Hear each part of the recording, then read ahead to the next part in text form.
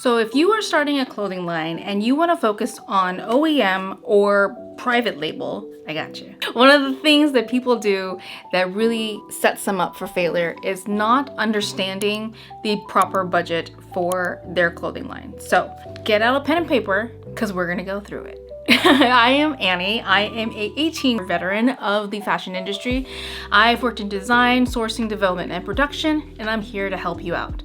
So let's go through what you need in terms of baseline to create a proper budget for your brand. The nice thing about OEM and private label, they're kind of like the same spectrum. One is overseas and one is usually kind of domestic because you're working with domestic wholesalers. They're working overseas, so I guess it's indirect overseas. To start you out, business setup costs, things like your DBA, business license, EIN, sales permit, those things can get anywhere between $50 to $500. If you're looking at your trademark fees, which I highly recommend that if you are very serious about your brand and the name that you have, at least do a check for your trademark, especially if you are going to be an Amazon brand, because the only way that you can be an Amazon brand and have the brand benefits is if you have a trademark for your brand name. So that's going to be the fees for a trademark is $350. Typically you want to hire a lawyer to do that for you, $600 to $1,000. Then after that, you may want to think about protecting yourself. An LLC in California, for an LLC, it can cost about $800 for a franchise,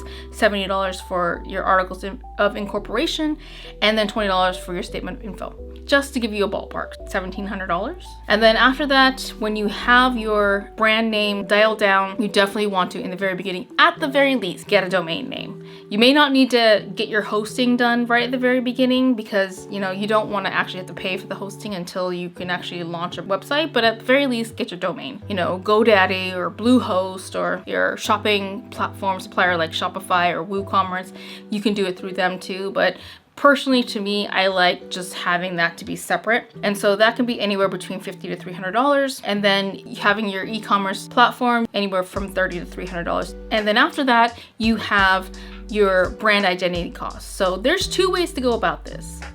The more DIY a la carte way, if you find a graphic designer, focuses on branding. You can find something like this on like Fiverr, Upwork, People Per Hour, and they can make the logo for you, and you'll pay significantly less than if you're going with an agency. Depending on their per hourly rate, could be anywhere between 50 to 200 plus hours. For the whole package, something between $500 to $5,000 for your whole logo branding package, which includes your branding guide, your visual guide, your messaging. The second way for you to go would be to work with a branding agency. So these people are a team of people in an agency, and the benefit for going with an agency is that they have the brand research to be able to back up their recommendations to you. Even let their brand agency rename their entire brand. We've done that before where, they had their first iteration of their name, kind of like not that great of a name. So they hired a brand agency who completely changed the name, which turned out to be great, created their whole brand aesthetic, their logo, website development people knew how to handle their branding, and then did all the market research and did the messaging and had plans for the advertising and how to get the brand out there. It's a really great asset to have if you can afford it. It's going to be like $11K plus for you to have a branding agency,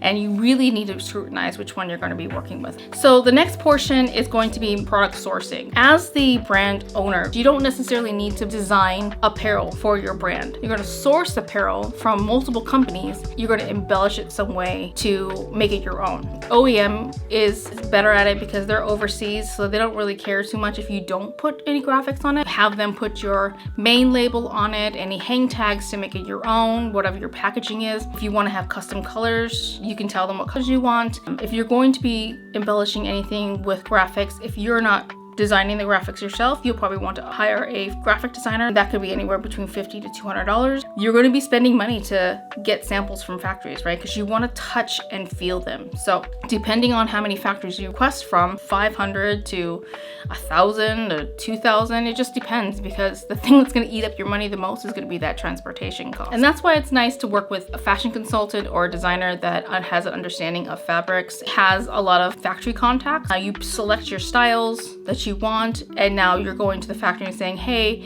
I like this style, but can I change the fabric? Or can I change the color? Or can I add this graphic piece to it? When you make any changes to the style, you're going to want to see that sample in real life to be able to make sure that's what you want your clients to have. So, bringing in each one of those samples could be anywhere from $100 to $300 per shipment, and just depending on how many times you go back and forth. You may be able to change colors. That will require you to increase your order.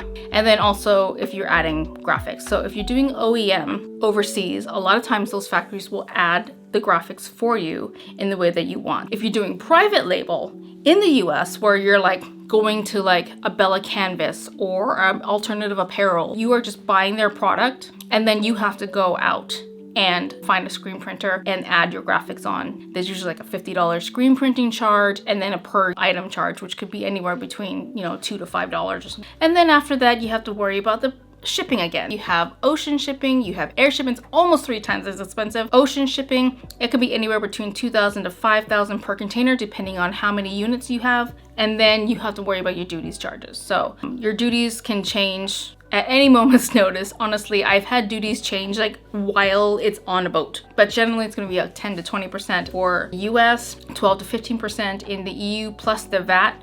So whatever the country's VAT is going to be, you add that. And then UK, you get 20% VAT, and then you get 12% duty fees. The factory either arrange the shipment for you, that way you don't have to worry about a freight forwarder. Having that could be adding about $300 to $1,500 per shipment because of booking fees, onboarding fees for that particular freight forwarder. And then obviously you have your warehouse fees. If you are bringing in a small scale, anywhere between $200 to $1,000 per month. If you're doing 3PL, it's like $310 per order process. They usually charge you per order rather than a storage fee. So the estimated cost on a small scale would be 500 to 1,000 units, 1 to 3 styles, 15,000 to 30,000. Mid-size would be 30 to 75,000, and then large scale could be 75 to 100,000. I hope this was helpful to you. If you like my content, please like and subscribe. Comment below if you have any questions, and if you want to see more of my content, my next video is right here, and I'll see you next time. Thanks, bye.